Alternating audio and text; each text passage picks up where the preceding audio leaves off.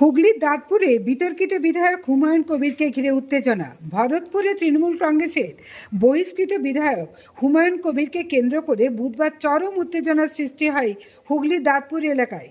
বুধবার প্রায় বেলা 12টা নাগাদ দাঁতপুরে পৌঁছানোর পরই একদল উত্তেজিত মানুষের মুখোমুখি হন তিনি।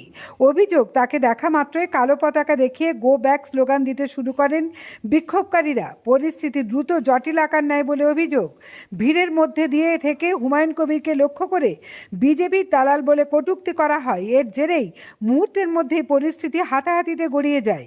ঘটনাস্থলে উপস্থিত সাধারণ মানুষের মধ্যে আতঙ্ক ছড়িয়ে পড়ে। খবর পেয়ে দ্রুত ঘটনাস্থলে পৌঁছান দাঁতপুর থানার পুলিশ। দেখুন বিস্তারিত রাজু আলী খানের রিপোর্ট, আরামবাগ টাইমস। যত গাড়ি আছে এগুলো ঢুকিয়ে দেন স্যার, এদিকে ঢুকিয়ে দেন স্যার।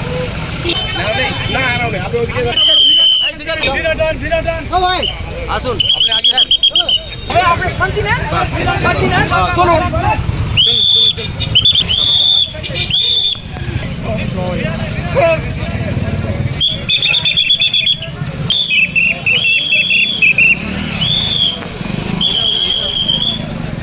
বিধায়ক এবং মুসলিম সম্প্রদায়ের মানুষ আপনি, ইজতেমাকে সবাই বলেছে, সমস্ত রাজনৈতিক দল এবং ইজতেমার যারা কমিটি তারাও বলেছেন সবাই আসতে পারেন। আজকে আপনাকে গো ব্যাক স্লোগান দেওয়া হলো কেন? সেটা ওনারা বলতে পারবেন, আয়োজকরা বলতে পারবেন। ওনাদের কাছে প্রশ্ন রাখুন। ওনারা বিশ্ব ইজতেমার নাম দিয়ে বিশ্বের মুসলমানদের প্রতিনিধিত্ব করছে বা আয়োজক করেছে। গোটা বিশ্বের মানুষকে আহ্বান করছে মানেই তো বিশ্ব ইজতেমা। সেখানে বাংলার একজন সবথেকে মুসলমান মেজরিটি জেলার মানুষ আমি, সেই জেলার একজন জনপ্রতিনিধি, আমাকে বাধা দেওয়া হচ্ছে। প্রথমেই আপনাদের সঙ্গে কথা বলার পর শুরুতেই তিনি গাড়ির সামনে দাঁড়িয়ে বাধা দিচ্ছেন, যেতে দেবো না। তারপরে যখন আমরা গেলাম, আমাদের হাজী সাহেব পশ্চিম মেদিনীপুরের আমাদের দলের জেলা সভাপতি এবং খড়গপুর গ্রামীণ এর প্রার্থী আগামী দিনে ইব্রাহিম হাজি, উনি তো তাদেরকে সরিয়ে দিলেন। প্রশাসন সেখানে নির্বিকার দাঁড়িয়ে দাঁড়িয়ে দেখছেন।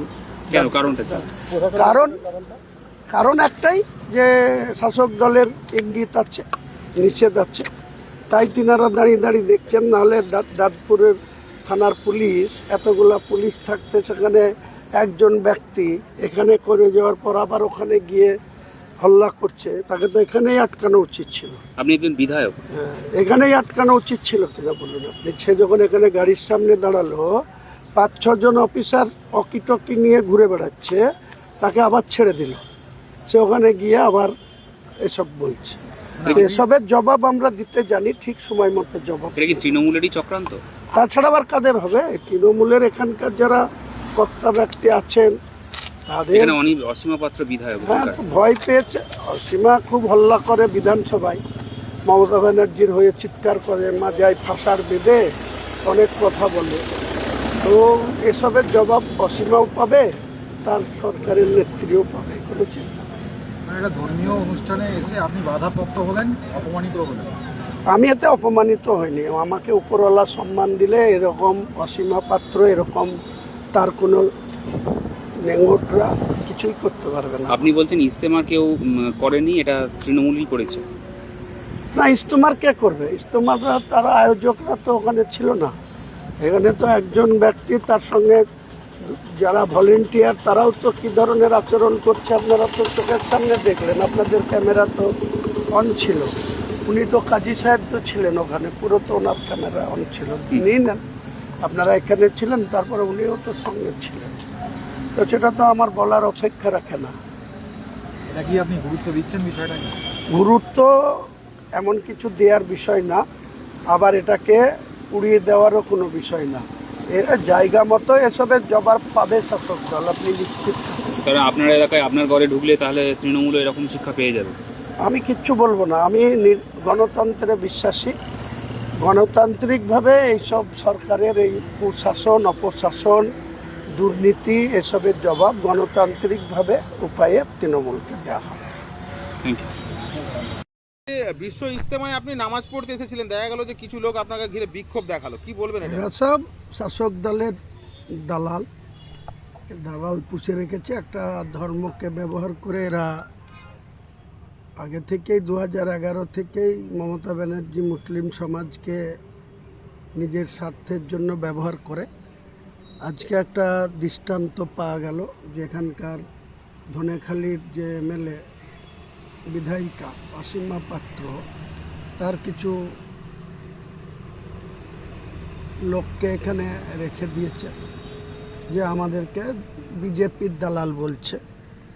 কে বিজেপির দালাল সেটা আগামী নির্বাচনে এদের জবাব দেওয়া হবে। কারণ মমতা ব্যানার্জি নিজে বিজেপির সঙ্গে কতটা সম্পর্ক রেখে চলে, এনডিএর সঙ্গে ঘর করেছে, রেলমন্ত্রী হয়েছে, অটল বিহারী বাজপেয়ীর সঙ্গে মন্ত্রী সবাই ছিল। আজকে তাদের এমএলএ হুগলিতে দাঁড়িয়ে বলবে আমাকে বিজেপির দালাল, এর জবাব 26-এ ঠিক দিয়ে দেওয়া হবে। কোথাও কি তৃণমূল ভয় পাচ্ছে আপনাকে? নিশ্চয়ই ভয় পাচ্ছে, তা নাহলে একটা বিশ্ব ইজতেমা, মুসলমান সমাজের এত বড় একটা অনুষ্ঠান, যেখানে 6 মাস আগে থেকে এখানে সমস্ত স্ট্যান্ড তৈরি হচ্ছে, ক্যান্টিন আছে গোটা রাজ্যের বিভিন্ন জেলার। সেখানে আমার মতো একটা লোক, আমি তো কোনো কারোর জন্য এখানে রাজনীতি করতে আসিনি। আমি এখানে এসেছি, আমি শুক্রবার থেকে শুরু হবে। শুক্রবারে আমাদের ওখানে বাবরি মসজিদের জায়গায় 6 তারিখে ছিল শনিবার, তারপরের থেকে 3টে জুম্মা সেখানে নামাজ হয়। আমি সেই 3টে জুম্মাতে অ্যাটেন্ড করেছি, আবার 4র্থ জুম্মাতেও সামনে শুক্রবার 2 তারিখে অ্যাটেন্ড করব। তো স্বাভাবিকভাবেই আমি আজকে বুধবার 31 তারিখে, আমার কাছে আগে থেকে খবর ছিল যে 1 তারিখ বা 2 তারিখ থেকে কোনো গাড়ি ওখানে প্রবেশ করতে দেবে না। তো আমার পক্ষে তো 5 কিলোমিটার 7 কিলোমিটার হেঁটে ওখানে যাওয়া সম্ভব নয়, তাই আমি এসেছিলাম জোহরের নামাজ পড়তে। একজন মুসলমান ব্যক্তি, সে এতটাই মুনাফেক, আমার মনে হয় ডিং ফিং করেছিল। সে আপনারা দেখলেন যে সে কী ধরনের অভদ্রতা, সেখানে গাড়ির সামনে দাঁড়িয়ে বলছে যে ঢুকতে দেবো না। বাংলাটা কি কারো বাবার সম্পত্তি নাকি যে কোনো জেলায় কেউ কাউকে ঢুকতে দেবে না? আমাকে বলা হচ্ছে ডাইরেক্ট যে বিজেপির দালাল। মমতা ব্যানার্জি কার দালাল? মমতা ব্যানার্জি যে মুসলিমদের ভোট নিয়ে এতদিন ধরে আরএসএসের দালালি করছে। যখন মমতা ব্যানার্জি ক্ষমতায় এসেছিল তখন 558টা আরএসএসের অফিস ছিল, আজকে 12,000 আরএসএসের শাখা অফিস হয়েছে গোটা রাজ্যে। তাহলে কে কার দালাল আগামী দিনে নির্বাচনের টাইমে ঠিক বুঝিয়ে দেওয়া হবে।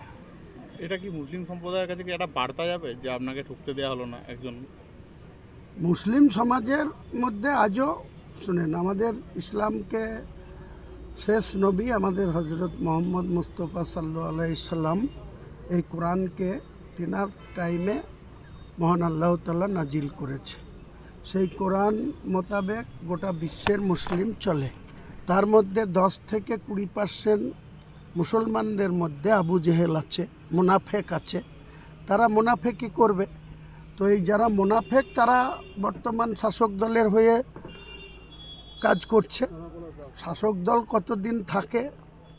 34 বছরের বাম জামানা ছিল, এরকম কিছু মুনাফেক ছিল।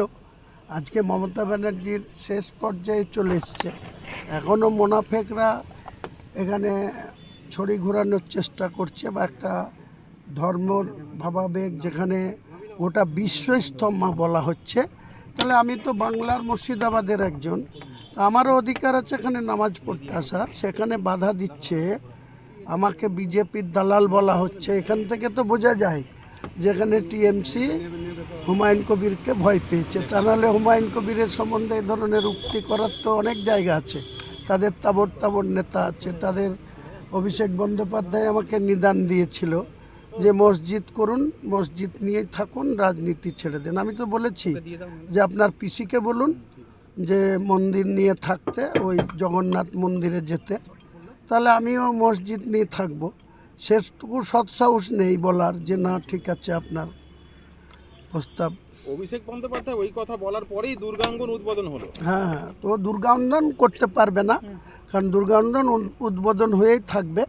কারণ সরকারি টাকায় দুর্গাঙ্গন 262 কোটি টাকার হিডকো থেকে অ্যালটমেন্ট করা হয়েছে, টেন্ডার করা হয়েছে। ক্ষমতায় যেদিন থাকবে না সেদিন সরকারি টাকায় কোনো দুর্গায়ন হবে না, কোনো জগন্নাথ মন্দির হবে না, কোনো শিলিগুড়িতে মন্দির হবে না। মন্দির যত খুশি হিন্দু সমাজের মানুষ করতে পারে, সনাতন ধর্মাবলম্বী মানুষ করতে পারে, মন্দিরের আমরা বিরোধী না, কিন্তু সরকারি টাকায় এইভাবে মন্দির করা যায় না। দেওয়া হয়েছে এবং তৃণমূলের পক্ষ থেকে ইস্তেমার কারোর দায়িত্ব নেই বা ইস্তেমার কেউ দায়িত্ব নেই এখানে যে তাকে বাধা দেওয়ার মতো। এখানে বিশ্ব ইস্তেমা ধর্মের ব্যাপার, এখানে ধর্মের জন্য তিনি এসেছিলেন, কিন্তু তৃণমূল ওনাকে বাধা দিয়ে গো ব্যাক স্লোগান দিয়ে বাড়ি পাঠিয়ে দিল। কি বলবেন? তৃণমূলের বিরুদ্ধে অভিযোগ করছে এবং অসীমা পাত্রের বিরুদ্ধে অভিযোগ সব করছে। থেকে প্রথম কথা বলি, ওইখানে আমাদের ইস্তেমা যেটা বিশ্ব ইস্তেমা হচ্ছে ওটা আমাদের তৃণমূল পরিচালিত নয়, ওইটা সম্পূর্ণ আমাদের বিশ্ব ইস্তেমা কমিটির লোক পরিচালনা করছে। ওইখানে গিয়েছিল আমি শুনেছি যেটা ওনাকে নাকি ওখানে ঢুকতে দেওয়া হয়নি। এই ব্যাপারে তৃণমূল কোনোভাবে জড়িত নয়। তৃণমূলের ওটা ইস্তেমা কি তৃণমূলের ইস্তেমা? তৃণমূলের কোনো ইস্তেমা নেই। এইভাবে এটা সরাসরি মিথ্যা কথা বলছে। এর মধ্যে তৃণমূল কর্মী থেকে আরম্ভ করে কেউ জড়িত নয়। সরাসরি অসীমা পাত্রের বিরুদ্ধে অভিযোগ করেছে আমাদের নেত্রী, ওটাও মিথ্যা কথা, সর্বোপরি মিথ্যা কথা বলছে। ওখানে ইস্তেমা কমিটি চালনা করে, এখানে তৃণমূল চালনা করে না। সম্পূর্ণ মিথ্যা কথা বলছে, মিথ্যা অভিযোগ করছে, সম্পূর্ণ ভিত্তিহীন কথা বলে যাচ্ছে।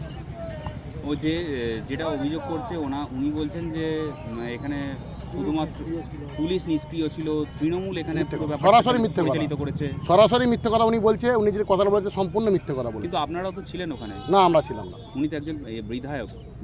আমরা ছিলাম না। আমি যেটা শুনেছি, এইমাত্র শুনলাম, আমি এখানে ছিলাম, আমি শুনলাম যে ওনাকে নাকি ঢুকতে দেওয়া হয়নি। সরাসরি ইস্তেমা কমিটি ওনাকে ব্যাপার, আমাদের তৃণমূল পরিচালিত কেউ ছিল না। তৃণমূল ঢুকতে দিয়েছে, তৃণমূল এর সাথে কোনো জড়িত নয়। সরাসরি ভিত্তিহীন, সম্পূর্ণ ভিত্তিহীন, সর্বোপরি মিথ্যা কথা বলছে। দেখুন কি করছে, কেনা করছে, কিসে করে উদ্দেশ্য বলতে পারছি না, কিন্তু ভিত্তিহীন অভিযোগ করছে। উনি তো এখন সর্বক্ষেত্রে তৃণমূলের সম্পর্ক বলছে। এতে তৃণমূলের কী সম্পর্ক? এটা ইস্তেমাটা হচ্ছে বিশ্ব ইস্তেমা, এখানে কি তৃণমূলের ইস্তেমা হচ্ছে না? এটা সর্বোপরি সবাই, মুসলিম ধর্ম সবাই ইস্তেমা। উনি বলছেন যে আমি তো একজন মুসলিম হিসেবে নামাজ পড়তে এসেছিলাম, আমাকে গো ব্যাক স্লোগান কেন দেওয়া? সে আসতেই পারে, তো এখনও আসতে পারে, তো কেউ আসতে মানা করিনি। তো সবার জন্য, তো ইস্তেমা তো সবার জন্য। এখানে তৃণমূল সম্পর্কে যেটা বলছে ভিত্তিহীন অভিযোগ, সরাসরি রাজনীতির ব্যাপার বলছে, তৃণমূল করছে। অবশ্যই এখানে তৃণমূলের নাম যখন নিচে রাজনীতি করতে চাইছে, এখানে তো তৃণমূলের কোনো সম্পর্ক নেই। এটা সরাসরি বিশ্ব ইস্তেমা আছে, এখানে তৃণমূলের কী সম্পর্ক আছে?